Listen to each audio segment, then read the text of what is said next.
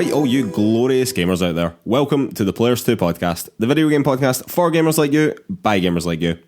You can find PlayersToo on all the social media, that's Facebook, Twitter, Instagram, YouTube, the lot.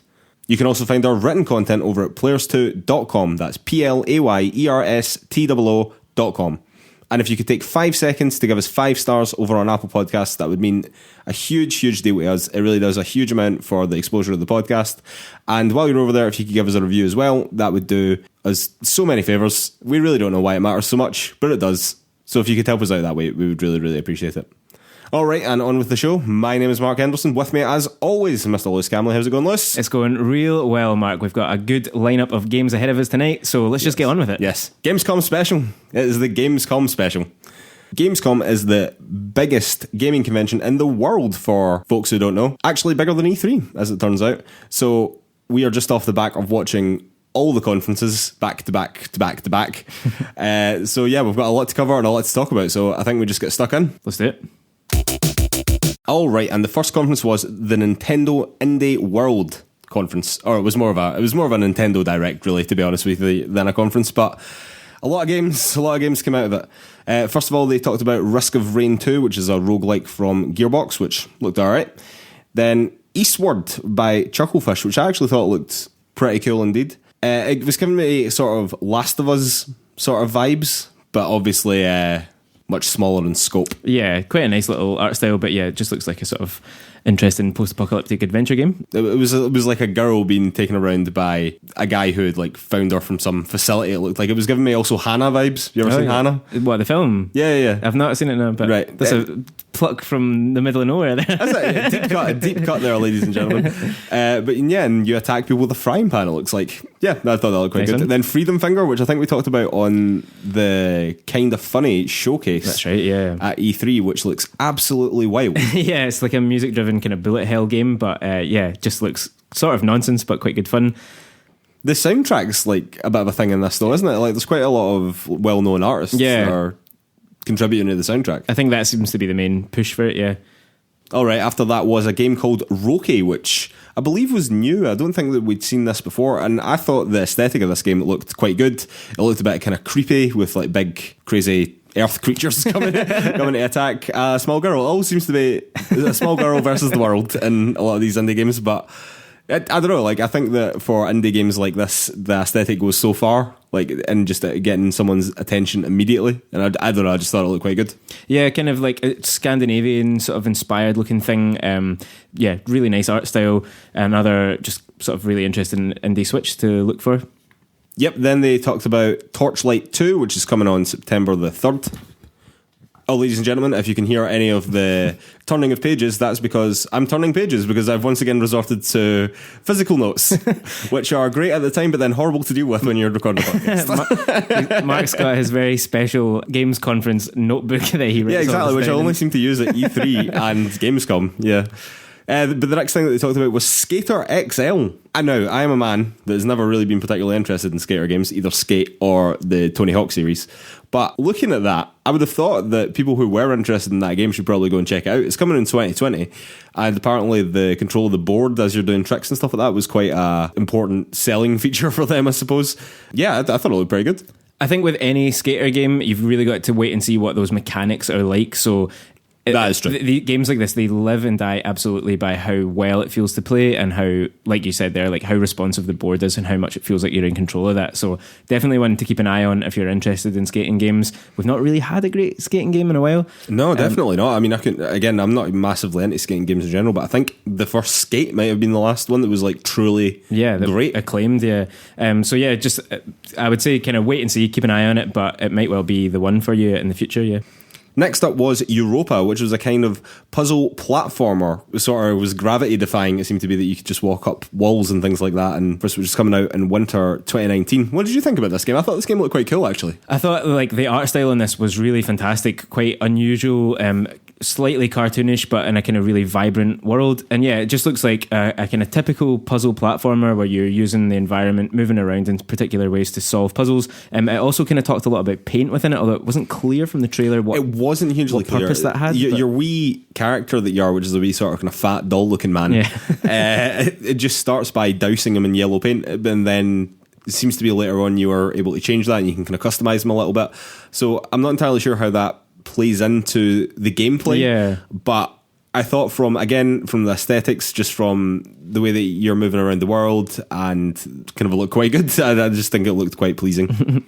Next up was Super Hot, shadow dropping today. Lewis Camley, you look quite excited about that. Yeah, it's not necessarily my type of game, like a first-person shooter, but really interesting style about it. Quite unusual, not like something that you see very often. It's really cool that it's coming to Switch. It's also been today announced to be coming to Stadia, I think, at launch for Stadia. But it's, I think the world only moves when you move, so it's kind of like playing with time, which we've seen in a lot of games. It kind of looks as if you're playing in Matrix bullet time. Yeah, or like it's kind of looks like a game that has not had its graphics rendered yet. But yeah, really, it's been That's really very rude to the game. I mean, it's been super well received before, so it's obviously something that people think is definitely worth checking out. And yeah, just the buzz around it, the fact that like Stadia have invested in it and Switch are investing in it, bringing it to the platform, definitely looks like something worth checking out. Speaking of investing in things as well, I've just read today that the developers of Super Hot, which I think are called Super Hot Studios, I'm not entirely sure about that, but they have got together a fund to help other indie developers kind of grow and make their first games and things like that, so that they can hopefully fund their second games. And they've made very clear, it seems, that they're not a publisher. They don't want any part of the game. Basically, it's literally just a fund that people can have access to make their games. So yeah, all round good guys there, it seems. So if they're getting more success out of Super Hot, great. It's been on my list for a while to play as well, to be honest with you. I think it looks great. I think the style looks fantastic, and the mechanics look really interesting, and it's been lauded everywhere, basically. Absolutely, and out right now, so go and check it out. Absolutely, out right now on Nintendo Switch. Next up was Dungeon Defenders Awakened, which shockingly enough was a dungeon crawler, which is going to be a timed exclusive for the Switch, which comes out when? February 2020, I think. Awesome. After that was Tourist, spelt with a Y, which was a kind of voxel art game. You know what my main thought was watching this trailer? I really don't like voxel art. What are we describing voxel art as? Like Minecraft. Oh, okay, yeah. But like Minecraft has it down though. Like Minecraft's like proper low res, and I think that it's killing it. And it's as well that you can't disassociate that with Minecraft. Yeah. But anyone trying to do that sort of style just kind of looks a bit like they're ripping off Minecraft. I mean, it definitely is. If you look at this trailer, it is fully ripping off that style. But I thought it looked quite nice for that. Like it looks like quite an interesting little puzzle platformer. It's not for like, talking about indie aesthetics, right? And I do think that indie aesthetics really grab you, and I think that they're quite important for those types of games. This did the total opposite for me. Oh wow. Speaking of which, Skellboy was the next game that they showed. Wow, I didn't think that looked good at all, Liz. No, me either. It was a sort of, what was it, 2D? It was like 2D sprites, but in a 3D world. That was it, yeah, that's exactly what it was. Man, that was doing nothing for me, I've got to say. Absolutely nothing at all. No. Next up was Earth Knight, which is a fast-paced 2D platformer, which is fully a rip-off of Sonic. No, I don't mean to say rip-off, but that's very much what they're going for. Yeah. You're moving very, very fast and 2D side-scroller, very much in line with the old-school Sonic games, which is coming out in 2019. I actually never thought it looked that bad, to be honest with you. I thought it looked fine, yeah, and if you've been waiting on a Sonic game, like, fair enough, go for that, you know? Yeah, God save me, you must be waiting a long time. It seems to be that you're kind of running along dragons that seem to have taken over the world or something. It was a weird sort of backstory, but it seemed to have sort of roguelike elements in it as well, perhaps. Yeah. I was just kind of deducing that from the trailer. That might not be entirely correct. Next one up, this was a big one, the Hotline Miami collection. That's both the Hotline Miami games are out today. Another shadow drop from this Nintendo Indie World. Massive critical acclaim from Digital Devolver when they first came out. Do you ever have any thoughts on playing this? Like, it's one of these games that's just been floating around on my kind of radar for a while. I don't know the ins and outs of it all that well though, but coming today on Switch, like, it seems like everything that Devolver Digital do is really interesting. I think it's definitely worth checking out. What about you? Do you think you're going to play it? Well, I actually own these games. Oh, wow. I'm sure there was some sort of Twitch giveaway whereby Digital Devolver were giving away a lot of games for free, and I think both of them were in it, or at least the first one. So I actually own these games, and I've never played them. But that doesn't mean that I won't at one point. Damning indictment. I have a massive list of very good indie games that I've not yet played. So this just happens to be one of them. But if you're interested in indie games, I would definitely check it out because, like I said, it has a huge amount of critical acclaim, and I actually hope to go and play it at one point as well. Then we broke into the traditional indie games montage, which always happens in any sort of direct like this. The first game, we're not going to go into all the games. There was far too many in the montage to shine a light on, but the ones that kind of caught my eye anyway, the first one, which was a game called Blasphemous, which kind of looked a bit Dead Cells to me. Looked a bit roguelike. Again, I don't particularly know that, but looked kind of interesting, kind of caught my eye. The next one was Close to the Sun, which looked like a kind of puzzle game in a kind of noir, detective-y sort of way. Sort of like Sinking City, but hopefully better than that game reviewed. And the third one, which I thought looked really, really interesting, was a first-person shooter game called Hypercharge Unboxed, which was toys shooting one another in a sort of toy soldiers sort of way.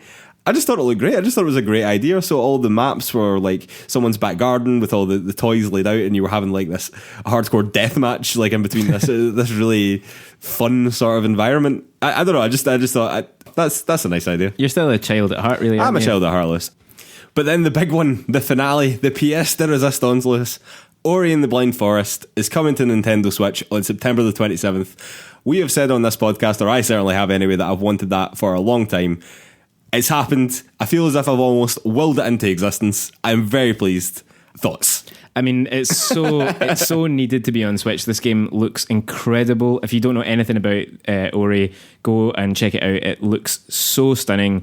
It looks like the perfect kind of platformer for the Switch. And yeah, as Mark just said, we have been talking about this for a long time. We've been really hoping that it's going to come to Switch because neither of us are on the Xbox ecosystem, and that's no. But I've been holding off. Exactly. I thought this would be perfect on Switch, and it's been long rumored to come to Switch. Yeah. I've been holding off buying it on Steam for a very, very long time. So I'm very glad that I didn't make that decision and that it is coming to Switch.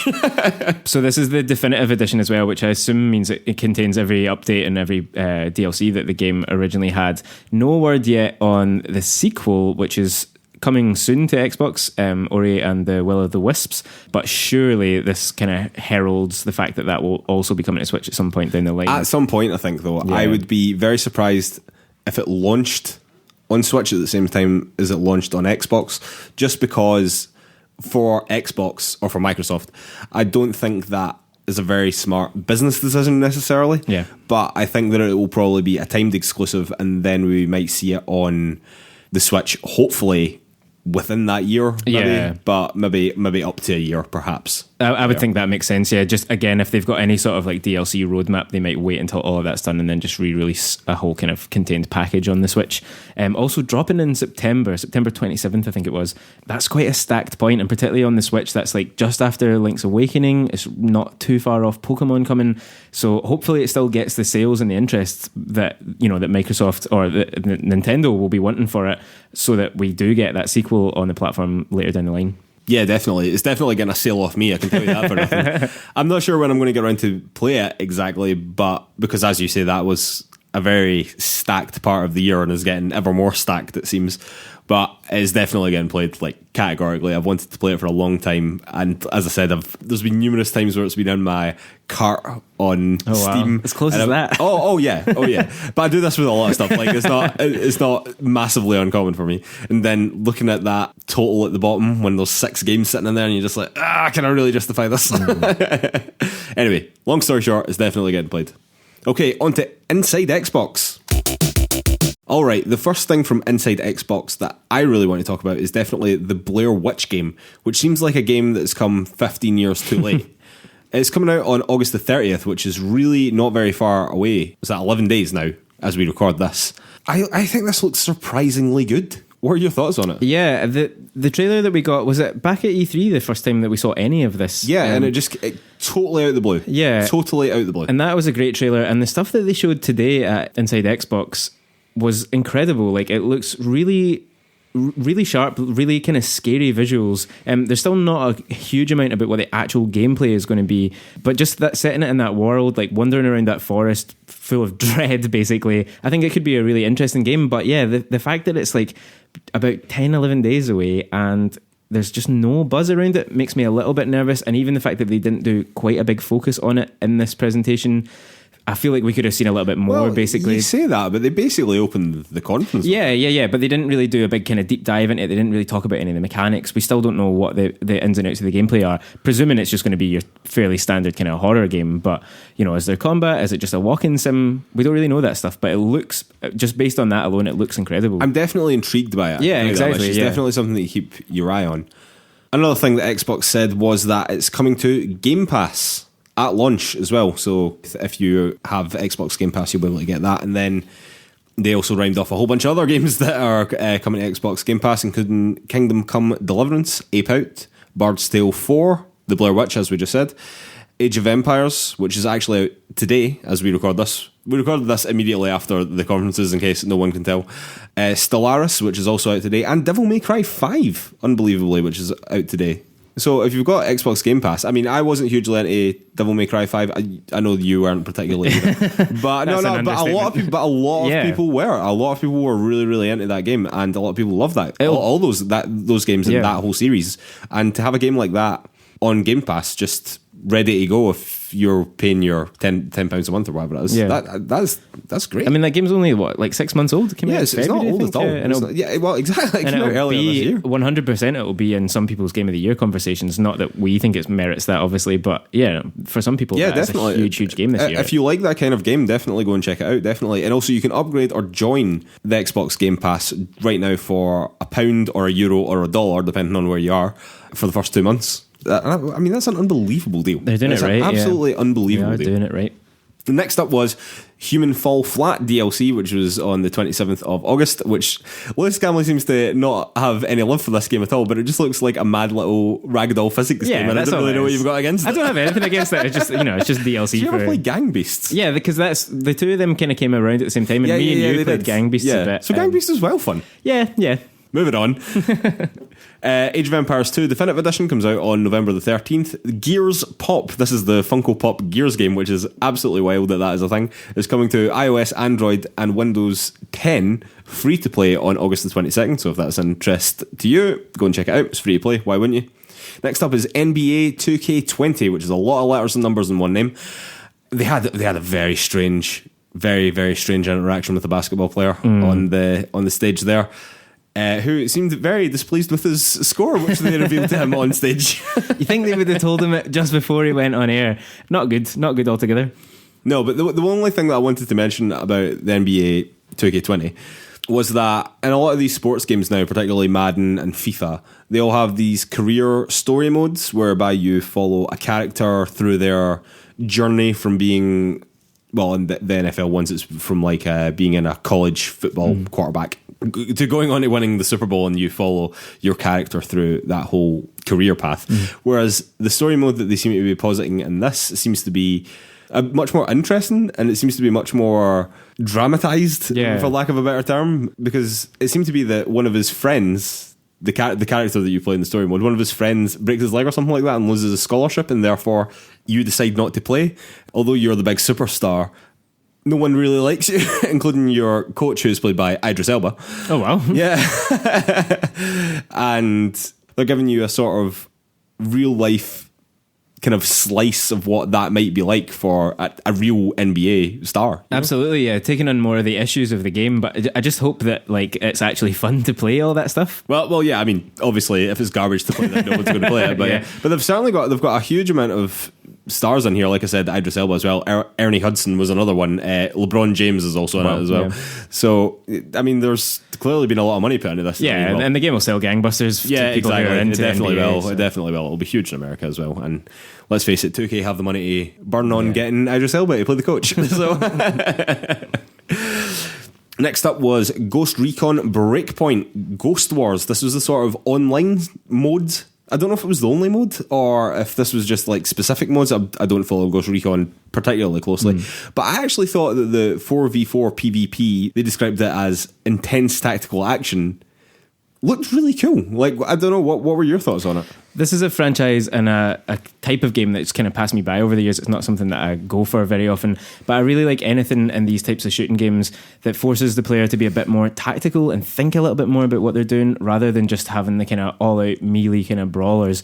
That's fine. Kind of instant respawn deathmatch. Yeah, that's fine and fun for a kind of a particular type of like arcadey shooter, but something like this where it wants to dress itself up as like tactical and military, I think it's really important that players are actually thinking in those ways and working with other people or other AI players to kind of do things properly. That makes me much more interested immediately, even if it's not the type of game that I would naturally play. The fact there is small squads as well, and it seems to be that if you get shot by a sniper rifle, say, then you're down. Like that is a bad hit. You know what I mean? It's not like 2 or 3 shots with a sniper rifle, then you jog off, take a health kit, and then you're back in the game. You know what I mean? It is definitely not like that at all. I don't know if you have the opportunities to revive your allies or things like that. I'm sure you probably do. Is this something that you're likely to play though, do you think? No. I mean, quite honestly, no. But I think for a game like that, I think that's a really good direction. Yeah. I think it's going a lot more towards Rainbow Six and a lot less like Call of Duty, basically. Yeah. Next up was Borderlands 3 out in September the 13th. Basically, they just seem to reiterate quite a lot of what they've already said or what we already know about Borderlands. And this will not be the last time the Borderlands is mentioned.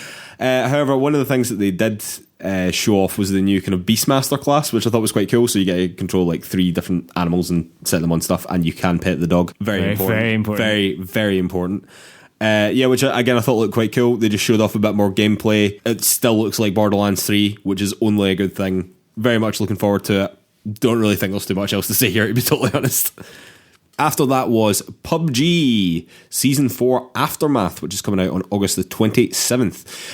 One of the things that they hugely emphasised on the stage was crossplay for consoles, so Xbox and PS4. And I just think that the more games that do this, the more games that put pressure on, well, PS4 mainly, and Sony, who are really holding up the proceedings with crossplay. But the more games that do this, the more pressure's on them. It just allows more and more games to do it. And I only think that's a good thing. Do you know what I mean? It's clearly the way the industry wants to go. It's clearly the way the players want the industry to go. So, only a good thing. Yeah? I think so, yeah. I'm not massively bothered about crossplay generally, but like you say, that's the important thing. It's going to just bring that forward in time. Yeah, absolutely. And you'll be able to play PUBG crossplay either, well, they seem to be a bit vague. It's either late September, early October, so somewhere in that window. Next up was Wasteland 3. It was basically just a new trailer. If you're interested in the Wasteland games, go and check that out.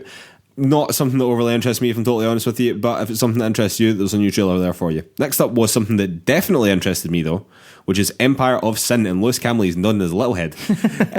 Got a normal-sized head. This was one of my picks from E3 this year. I have been really excited to see a bit more of it. This is coming from John Romero, who's kind of massive in the video games industry as a really important, significant very, very developer. Important man. If you don't know who John Romero is, go and Google. Go and do your research. So Empire of Sin is coming in 2020, I think they've said. Basically, it's kind of a broad mix of different things. It's somewhere between a role-playing game where you play as kind of Chicago crime bosses. I think loosely, if not completely, based on reality, on real people. They seem to say that it was sort of 50-50. Yeah. There are definitely real characters in here that were really based on real people and real events. Mm. This is all set in kind of Prohibition era. Yeah, like 1920s. Yeah, America. And those kind of criminal empires that built out of that.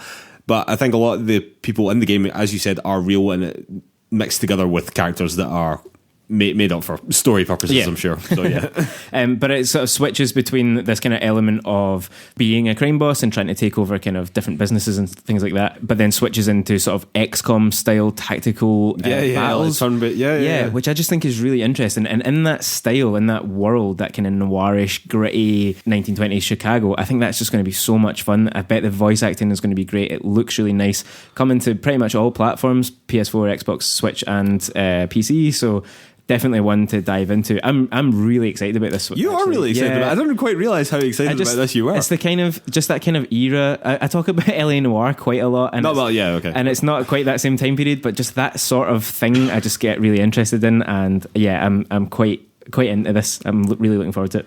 The Lewis Camley stamp of approval there. No, a bit of time to wait though. Spring 2020, but can probably see that getting pushed as well, to be honest. But definitely something I'm looking forward to. Take it away from me now. Sorry. I'll definitely be out in spring 2020. There's no way it'll be delayed.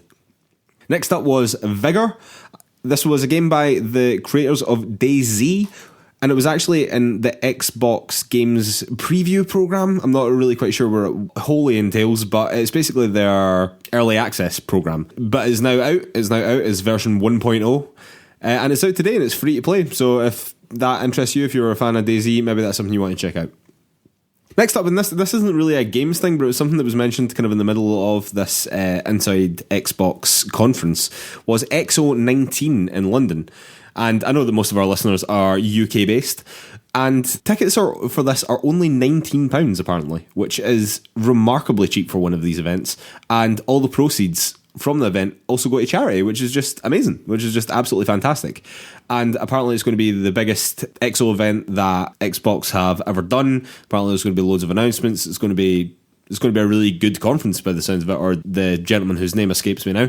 It was really, really, really bigging it up. So much so that Lewis Camley was considering flying down to London to go to an Xbox conference, which is just a sentence that I never thought I would say. Well, if it's nearby, we can get down there pretty easily. So, and only 19 quid, it's hard to sniff at. Well, we'll see when the time comes round. When is it happening? Later this year, was it? Yeah, so it's November this year. We trip down to London in November then? Let's pencil it in at least, yeah. that would be awesome, actually. PlayersToo Day out. Next up was a game called Greedfall, which I don't believe that we'd ever seen before. I believe this was a completely new reveal, where you seem to play as a diplomat. I know that you were quite interested in this one as well.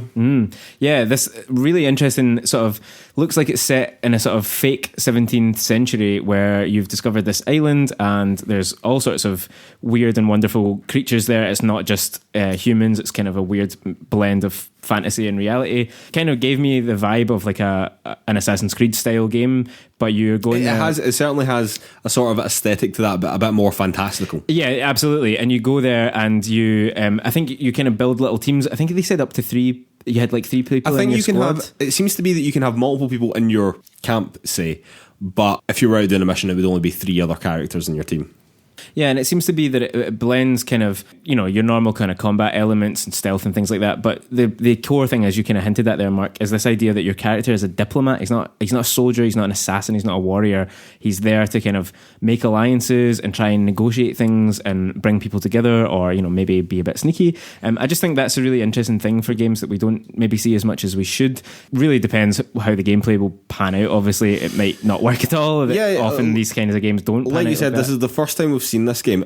It's coming out on September the 10th, apparently. Yeah. But this is the first time that we've seen this game, and it just piques the interest, and I think that a game has to have a bit of something special, a new idea, again, just to be quite aesthetically pleasing, or something just to catch the eye at these kind of events. And I just think that being a diplomat, being less combat focused and being more building relationships and whatever behind the scenes rather than what you were doing in combat, that was the kind of pivotal part of the game, which again, to me, as you said, I thought looked very interesting.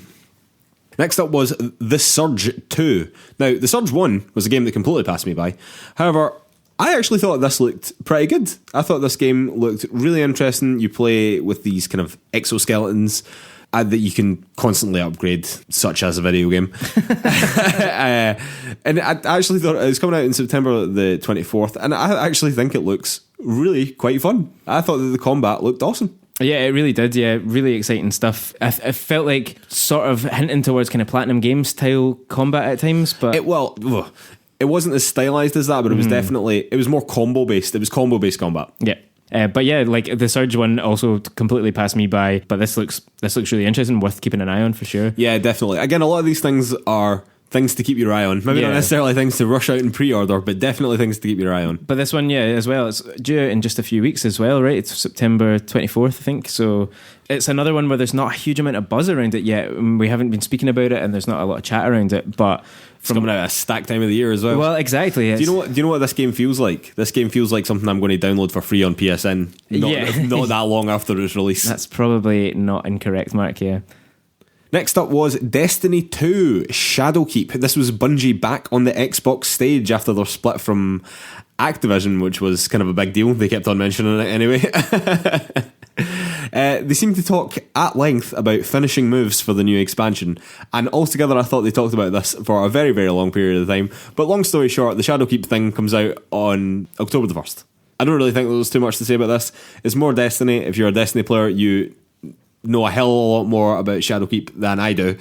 So yeah, if you're interested in Destiny, go and check it out. It's going free to play very soon as well. So if you're interested in checking it out, this is also a good time. Next up was a trailer for the Metro Exodus DLC, which is called The Two Kernels, which is actually out tomorrow as we record this, which is the 20th. So by the time you hear this podcast, it'll have already been out. Yep, pretty much looked like more Metro, if I'm totally honest with you. If you're into Metro, and I know it has a absolutely hardcore fan base, then go and check it out. Again, it just looked like more Metro. It looked as good as all the other ones. So yeah, again, I don't mean to sound flippant at that. It's nothing that particularly interests me. I know it has a hardcore fan base though, so if you're into Metro, definitely go and check it out. Next up was Gears 5, the big one, and they were showing off Horde mode with some actual gameplay, which is nice after an E3 void of gameplay. I actually thought the gameplay looked great. I'm going to be straight with you. I was really worried about this game because I thought that a lot of people would have been really let down by it, and I thought that the lack of gameplay was telling. However, now that they've showed the gameplay, I thought it looked great. It looked frenetic. I think this Horde mode looks like a cool idea, to be honest as well. I mean, I say it's like a cool idea as if it's something new to this franchise. They've had it in multiple of them, but the way that they're doing it now, where you're kind of expanding where you have to defend in your area and your kind of base, is all very interesting. It's a 5-player co-op PvE. You can now play as a cool robot called Jack, who I get the impression we've never played any of the Gears games, so I ask that you find my ignorance on the matter endearing and not disgusting. And forgivable. Chiefly. Crucially forgivable, yeah.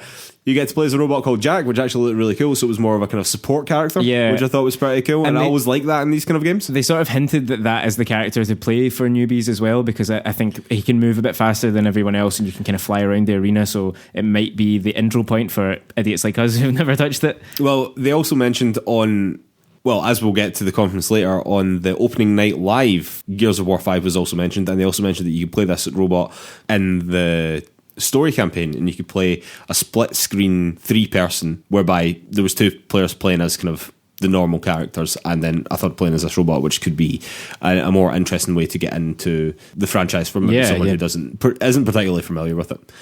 They also mentioned that the game was coming to Steam for the first time, and that it's going to be cross-play with Xbox, and that there'll be 2 Halo Reach characters in Horde mode at least, which was a bit bizarre. It bothered you somewhat. I don't know. I just don't like all that. I like the fact that the Terminator is going to be in it as well. The fact that Spawn and Alien and Predator have all been in Mortal Kombat. Like, I don't like that either. It's just gimmicky, and I don't like it. Likes his games pure. I like my games pure. I'm a purist. I'm a purist, and only that way. And they actually showed a new story trailer for Gears 5 on the opening night live stage with Geoff Keighley as well. Again, it kind of showed a bit more about the story. I actually think the story sounds quite interesting. I must admit, after today, I was very negative about Gears 5 coming out of E3, and actually after today I'm feeling a lot better about it. I'm feeling like, oh god, it's not going to be a total disaster. I think we're going to be okay. Whereas coming out of E3 I was like, oh my god, this could totally shit the bed. Aye. Definitely. And it still makes me question what their marketing plan has been for this, because they're talking about it in a very staggered way, and like you say, the game's out in 2 or 3 weeks time, basically September 10th, and that's us only getting the first real hints of what the campaign mode is going to be. I would highly question that choice as well. I don't think that was a good way to go about it either. But like some of the action set pieces we saw in the story trailer later on were fantastic. I thought it looked really interesting. And like you said about the Horde mode in particular, this idea that not only is it a defensive kind of waves mode, but they've built it in such a way that there are kind of outposts that you need to get to kind of power up, and that forces you as a team to go out and take more areas and be kind of aggressive with your defense. And again, like as we were saying with Ghost Recon, anything that makes you play in different ways in these games is really interesting to me.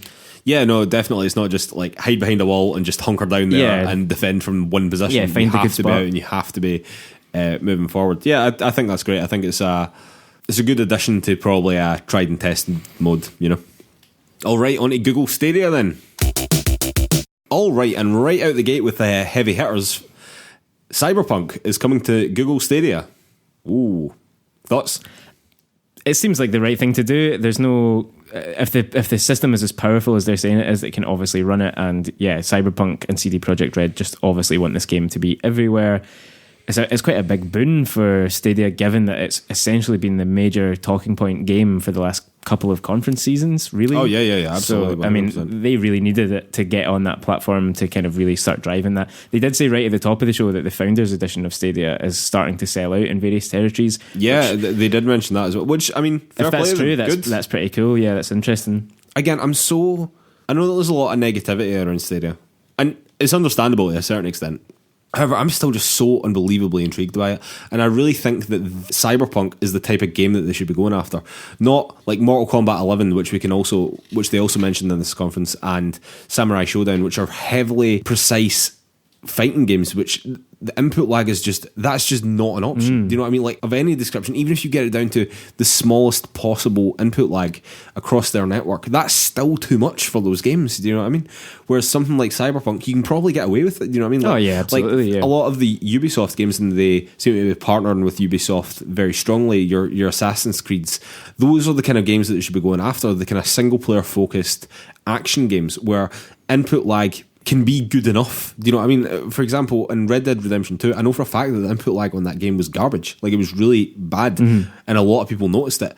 But for me and you playing that game, who cares? It doesn't really matter. 90% of the time is good enough. Do you know what I mean? And that's all Stadia has to get to, is good enough. And I really think that a game like Cyberpunk is exactly the kind of games that they should be going after.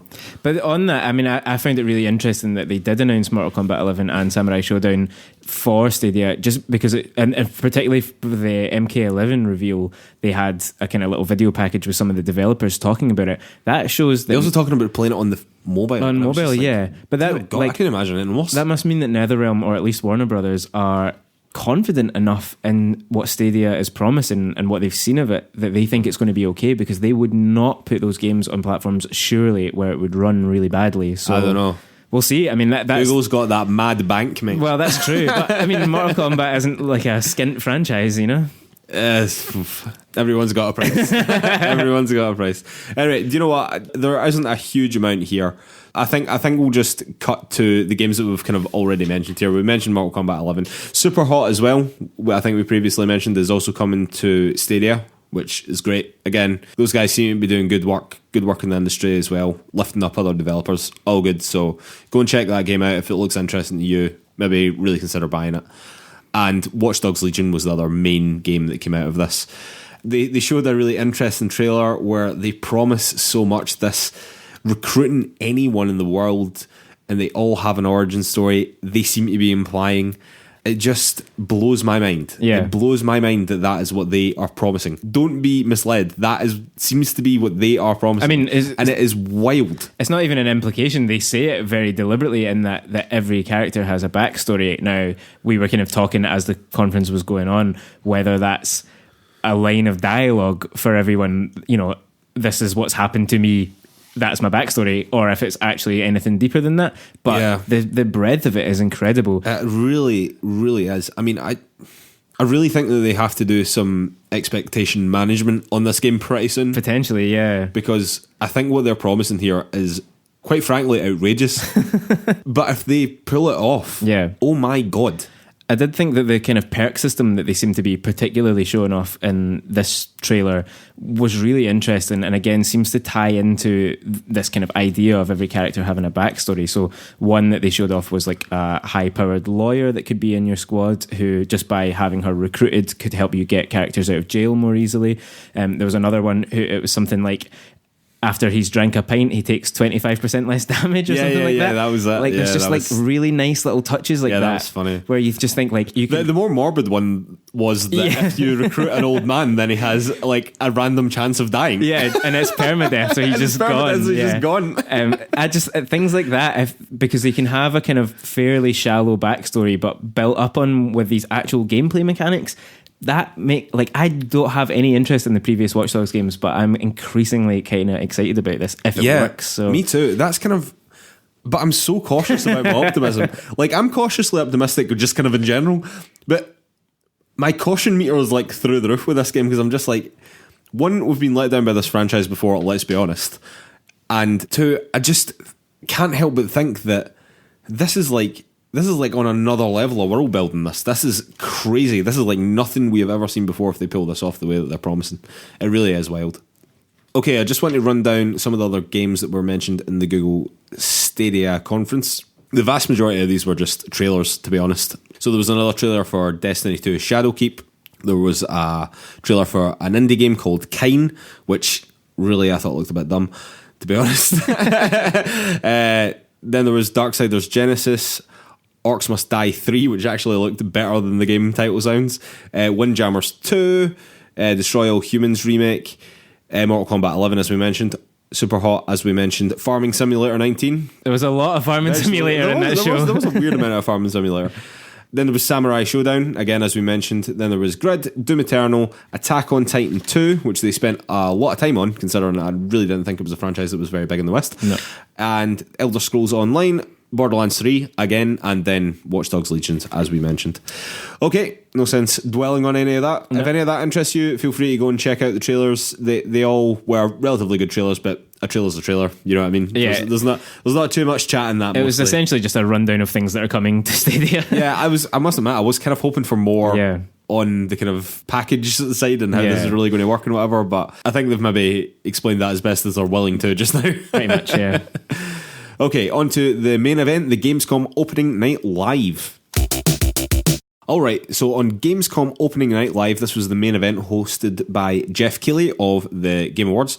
They opened up the show by talking about Gears 5 again. This was the kind of campaign trailer that we were talking about in the Xbox section.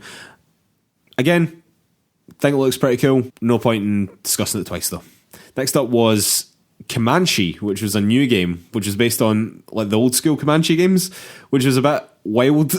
Yeah. It just looked a bit mad. It was just like helicopter dogfights, wasn't it? Yeah, and drone dogfights, which was and drone dogfights. Yeah. The new edition. That was weird. But yeah, that was cool. Probably the thing really to point out with this is that it's a THQ Nordic game. THQ Nordic. So as with Destroy All Humans, which we saw on the Stadia show, this is also THQ. Finally starting to see some of their slate of games, by and large remakes and remasters coming out. So get ready for some weird and wild shit over the next few months and years. No, that's true. I mean, I'm not really sure what THQ Nordic are doing, but God bless them for it. Speaking of drones, the next game was Drone Racing the Game, which is coming out, which was quite interesting. After that was Need for Speed Heat. This is the new Need for Speed game, which was just announced, was it the end of last week? Yeah, it was pretty recently. It came out.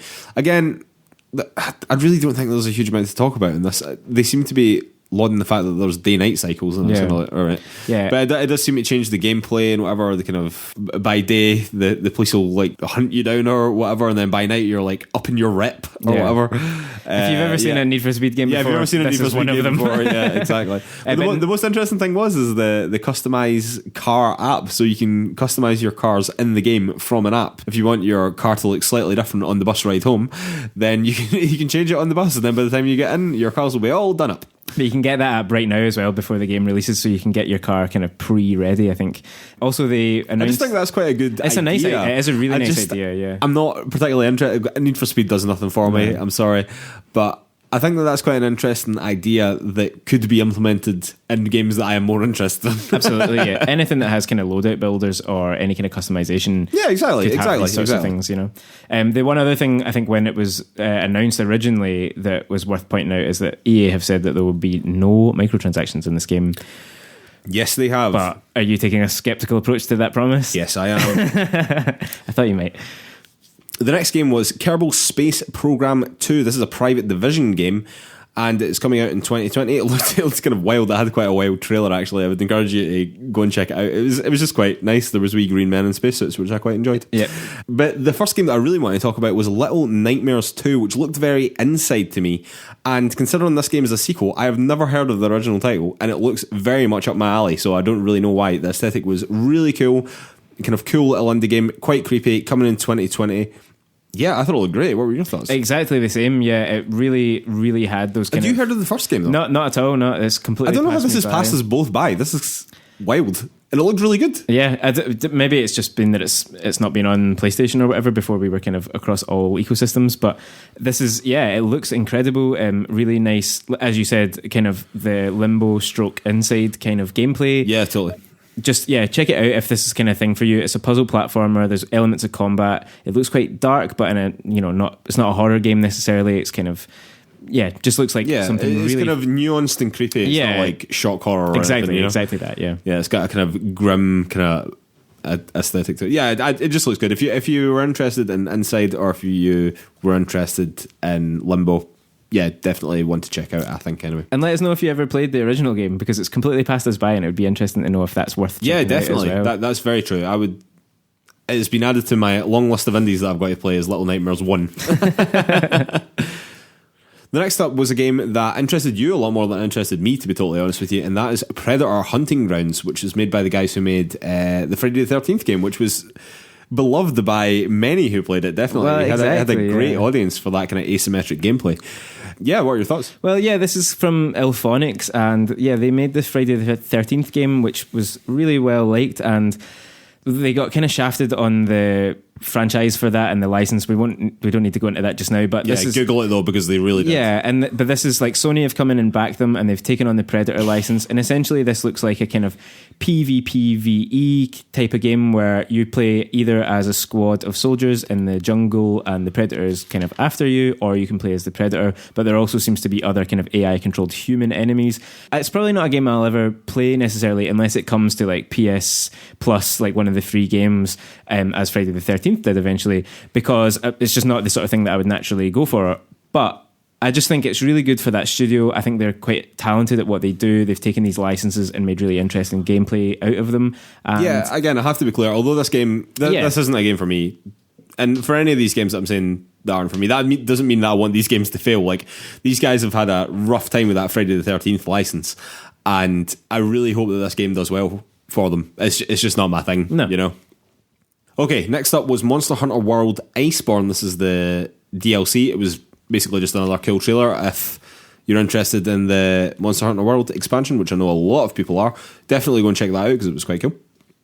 Next up was a game called The Cycle, which is a free-to-play game coming to the Epic Games Store by, was it Jaeger Games, is that right? Yeah, Who right. are a German company and have worked on, I think in the background, in kind of a lot of games you would probably recognise, but this is their first game as the lead dev. yeah, going solo on it. Yeah, going solo, exactly.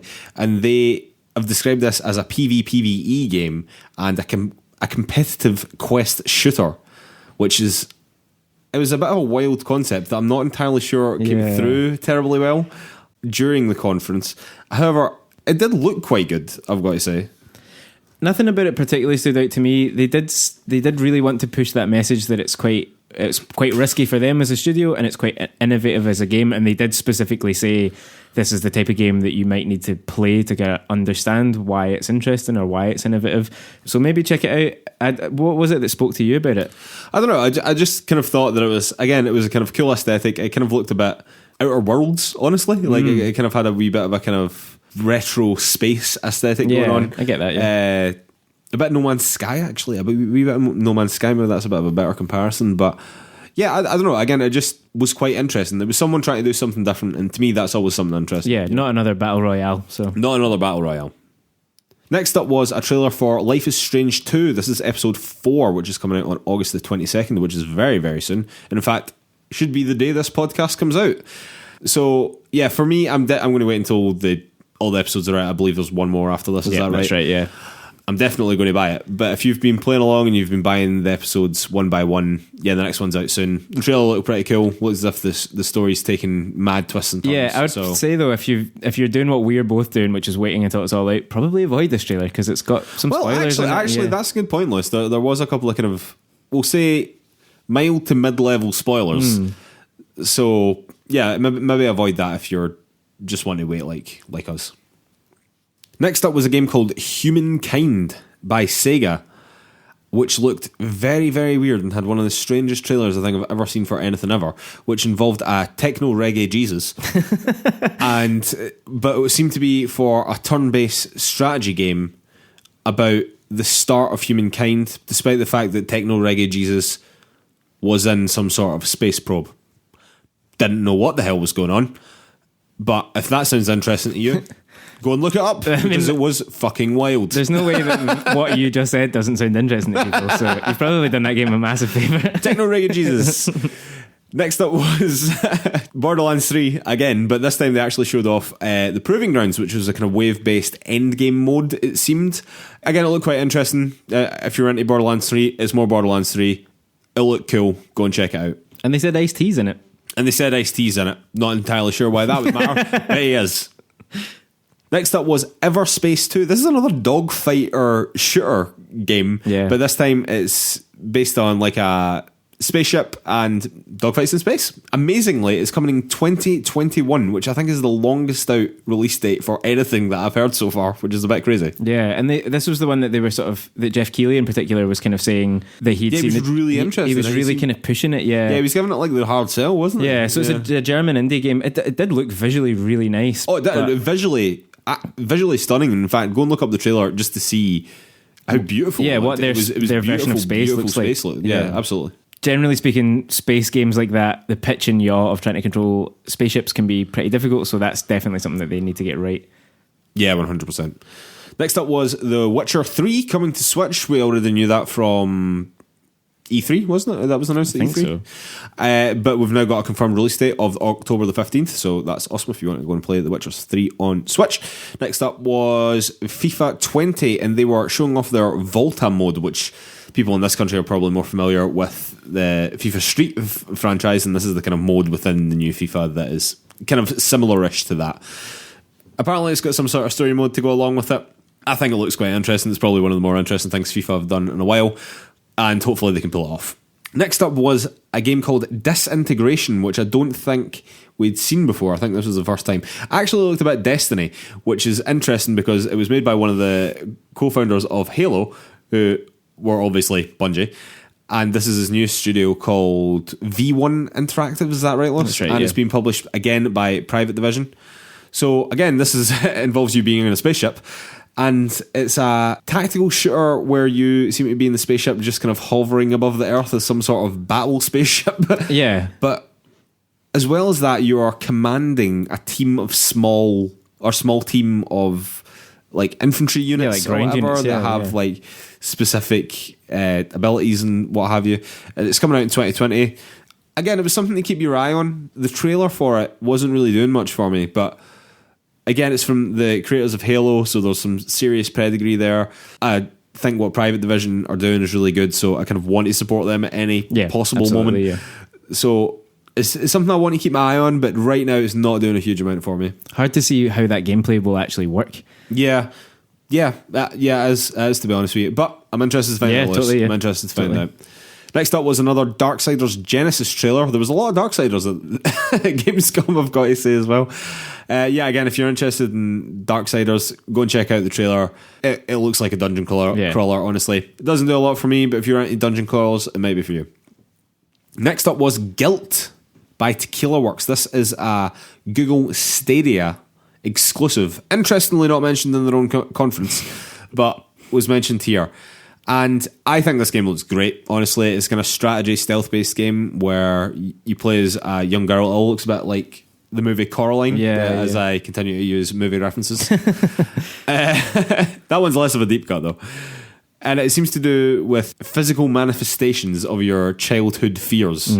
But specifically, bullying was mentioned on the stage by the guy from Tequila Works, and he also described that as delicate horror, which I thought was quite beautiful. Yeah, so it does look like it's kind of got a slightly cartoonish aesthetic, but also some quite creepy monsters and stuff within it. And the core mechanic seems to be using a flashlight to kind of defeat enemies. So it's not deliberately extremely scary or whatever, but it looks really interesting. The art style is gorgeous, really, really nice, and quite an interesting game for Stadia to bring. Like you were saying earlier, it would be easy for them to just go after the big AAA titles to get people into the system, but this is something that they've obviously thought is worth supporting and looks really interesting. So yeah, worth checking out for sure. And that's Guilt it's spelled GYLT if you want to Google it, because you'll get a bunch of other stuff otherwise. Good call, Liz. Good call.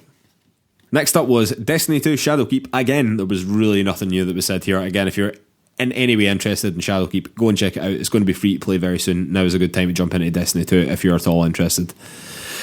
After that was a game called Remothered Broken Porcelain, which was a very creepy looking horror game. The trailer didn't really show off too much. I'm not familiar with this franchise, but yeah, if it's something that interests you, go and check it out. Magic the Gathering Arena is coming to the Epic Games Store.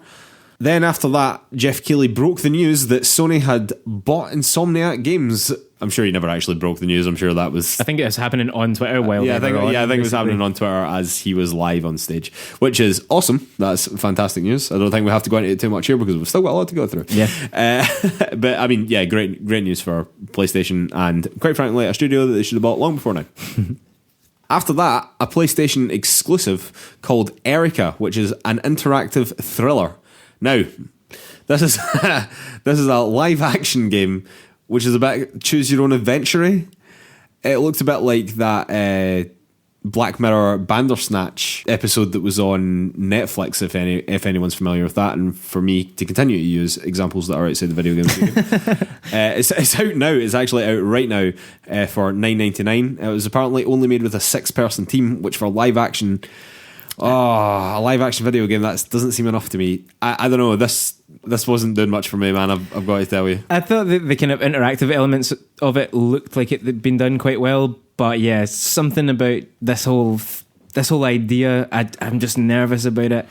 These kind of live action, almost like FMV style. I've literally never games. seen it being done well. No, well, I've not yet watched Bandersnatch, but that's partly because it filled me with dread slightly. But for a tenner, can I be straight with you? Have you seen it? Have you done it? Yeah. It's all right. Yeah. Because I think Charlie Brooker is interested in expanding that and doing more of that with Netflix, but Netflix can kind of do that and it's not a huge thing. But if you have to pay for this individually, it is only a tenner and that's quite interesting. I think it may be worth checking it at some point, but yeah, I don't know. Maybe, again, it's the kind of thing that Sony would pump out onto the old PSN just to get people interested in what they're trying to do. I think that's going to be a very short experience as well. Yeah, yeah. For that amount of money. Next up was Anno 1800. They showed the whole DLC roadmap in that small trailer. If you're interested in Anno 1800, go and check that out. After that was a game called Port Royale 4. I'd never heard of Port Royale 1, 2 or 3. However, if you have, there's another game. Go and check it out. After that was another game called Iron Harvest, which I had never heard of before either, which is coming out on the 1st of September 2020, which seems to be kind of mechs in the Second World War. Yeah. Not sure how I feel about it. You liked the trailer. I did like the trailer when it looked like kind of found footage from that time, but then it quickly got into the game aesthetic and I was like, oh no, this is a bit less cool now. Yeah, absolutely. After that, one of the big ones, Call of Duty Modern Warfare. They re-emphasized on stage that cross-play / cross-everything, cross-progression was coming across the board, PC, consoles, the lot, which is great right out of the gate. I mean, if anybody can force that to happen, it's going to be Activision and it's going to be a franchise like Call of Duty. Also, there's going to be an open beta in September, which is pretty cool. But also they wanted to emphasize this gunfighter mode, which if you haven't heard of this, is like a 2v2 mode in what I very much assume is a smaller Call of Duty map. And that as of Friday, August the 23rd, which is this coming Friday, there will be a free, they said an open alpha. An open alpha on PS4. PS4 only on PS4. And just for this weekend, so you've got from Friday till presumably the end of Sunday night to play it. They didn't confirm that end point, but they said this weekend. So, yeah, I mean, I'm quite interested in that gunfight mode because from anything that I've read about it, people have said it's frenetic, it's quick, it's in and out kind of thing, very fast paced, great fun. Yeah, but it seems again to include elements of tactics because there's only two of you and it's quite like, you know, you can almost feel the kind of pressure of that mode just thinking about it, and something about that again switches it away from the usual deathmatch stuff that we get in Call of Duty. So I think that's really interesting. I agree. Like, the more we step away from the same old thing over and over and over again, the more people are trying new stuff. Great. You know what I mean? Even a franchise like Call of Duty, which could easily have walked out there and done the same thing again, at least they're trying other stuff. And yeah, if I'm about that weekend, definitely going to try and play that, to be honest with you. And then finally, and the big one, Hideo Kojima walked out on stage with Geoff Keighley, as he is prone to do, to talk about Death Stranding. And oh my lordy, what a glorious man he is, Liz. What a glorious man he is. He did mention that the game is in crunch time again, which I'm kind of hoping is a bit of a mistranslation and not actual horrible crunch as we understand it in the West. Something tells me that it probably is a correct translation, but let's not dwell on that quite for now. And he introduced a couple of new character trailers, one for Mama who seem to have a little interdimensional baby. Which is, that's... You're just going to have to go along with this. If you know anything about Death Stranding, you've just nodded along like, yep, of course. And the other character was Deadman, who spoke a lot about the bridge babies, which is attached to Norman Reedus's chest. Yeah, Deadman played by Guillermo del Toro. Deadman played by Guillermo del Toro. A wee bit of gameplay as well, which saw Norman Reedus taking a piss and growing a mushroom. That's a weird sentence. And also that Geoff Keighley's in the game as some sort of... Geoff Keighley's likeness is in the game. It's actually voice acted by someone else. But it's quite odd, I thought. But yeah. Well, I don't know. Like, voice acting is like a specific thing. Yeah, not everyone can do it, you know? But his likeness is in the game for... It seems to be certain side missions and stuff like that, which I thought was quite cool to reveal on stage while he was on stage. And I also thought it was quite cool for Hideo Kojima to put him in the game in the first place because, like, obviously they seem to be quite good pals. But I think that the biggest news to come out of this, despite the fact that we got more gameplay, despite the fact that we got an insight into a couple of more characters, was that there was no PC release given. So this has been rumoured for a while because it was taken down from, I think, several PlayStation websites as a PlayStation exclusive. And because of that, there's been a lot of speculation that we are going to be getting a PC release. And because not long after that, again, it was announced that Hideo Kojima was going to be at Gamescom, that we would be getting that release now. But alas, not to be. Not to be. Not to be, but good lord, did we get a lot of exciting gameplay. We saw... finally some hints towards what on earth is going on in this game, and they said particularly of interest that there'll be even more information on the Gamescom floor, so we might start to hear little bits and pieces over the next week as the kind of show progresses. So finally Death Stranding is kind of coming into the light a little bit. Yeah, definitely go and watch that gameplay as well if you're at all interested in Death Stranding. It was pretty wild. Yeah, all the stuff where you're taking a piss and Norman Reedus growing a mushroom through the power of urine alone, and then we got to see him use that cool little extending ladder thing as well, and then fall off a cliff and upset his baby who is attached to him for reasons that are not entirely apparent. To sort of rocket back to sleep. Yeah, God, potentially using the motion sensor on this the PlayStation 4 yeah, controller. they did say that. Yeah, that's not good. Let's all hope we can turn that off, shall we? All right, ladies and gentlemen, that was our lightning fast recap of Gamescom 2019. So I hope you've got something out of that. We definitely enjoyed watching it. Yeah, check out the conferences yourself. There's loads of interesting trailers to be seen there. We'll post them all on PlayersToo.com in our show notes. So go and check them out, see what interests you. Tell us particularly any games that we didn't delve into that you think are worth our time and worth your time. Yes, and you can catch PlayersToo on all the social media. That's Facebook, Twitter, Instagram, YouTube, the lot. You can also find our written content over at PlayersToo.com. That's PlayerStoo.com. And you can also find the show notes for this and all our episodes over there as well. And if you enjoyed the show, could you please take 5 seconds to go and give us 5 stars over on Apple Podcasts? It really, really does make a huge difference to us. We don't know why, we don't know what's happening with Apple's algorithm, but it definitely makes a massive difference if you give us 5 stars. And while you're over there, you might as well give us a little review again. Again, we don't need a huge diatribe, but just a little thumbs up is good for us. And again, it makes such a difference to the exposure of the show. I just want to remind everyone as well that this month's game is Undertale. If you would like to play along with us, please do. It is an absolutely fantastic game by all accounts. And is that the total cult classic? I've still not played it yet, so you've all still got time because I've still got time to play it. I hope. It's going to be a real bad episode if I don't. No, I'm definitely going to play it in the next couple of weeks. So please play along with me, and if you have any thoughts on it, please reach out on social media and let us know, and we can incorporate that into the show maybe. All right, guys, thanks for listening. The show will be back to normal format next week, and see you later. Thanks very much.